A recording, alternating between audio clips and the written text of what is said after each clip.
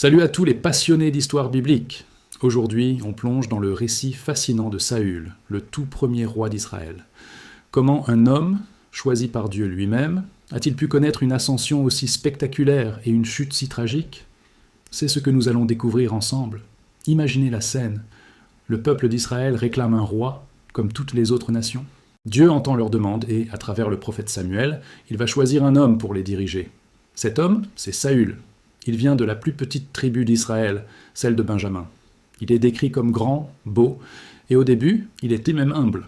Alors qu'il cherche les ânesses perdues de son père, il rencontre Samuel. Le prophète lui révèle alors le plan de Dieu. Il va l'oindre, c'est-à-dire le consacrer, comme chef sur Israël. C'est un moment incroyable, un simple fermier propulsé au rang de roi par la volonté divine. Les débuts de Saül sont prometteurs.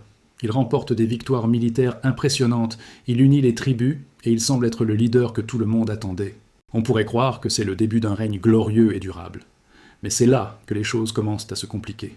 Le pouvoir et la pression montent à la tête de Saül.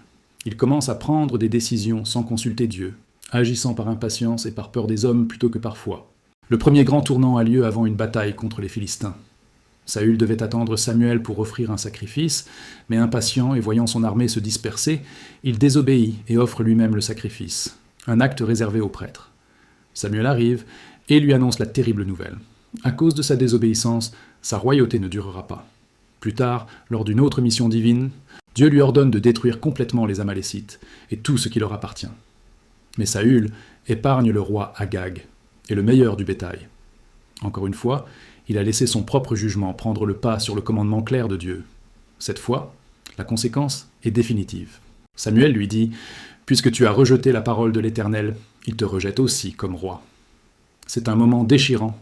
L'esprit de Dieu se retire de Saül, qui devient alors tourmenté par la jalousie, la peur et la paranoïa, surtout envers le jeune David, celui que Dieu a choisi pour lui succéder.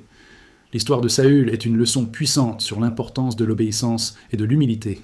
Elle nous montre que même les plus grands dons et les plus hautes positions ne valent rien sans un cœur soumis à Dieu. Voilà pour ce récit intense. J'espère que cette analyse vous a plu et vous a donné à réfléchir. N'hésitez pas à laisser un commentaire pour partager vos pensées sur l'histoire de Saül. Si vous voulez plus de contenu comme celui-ci, abonnez-vous et activez la cloche pour ne rien manquer. Merci d'avoir regardé et à très bientôt pour une nouvelle histoire.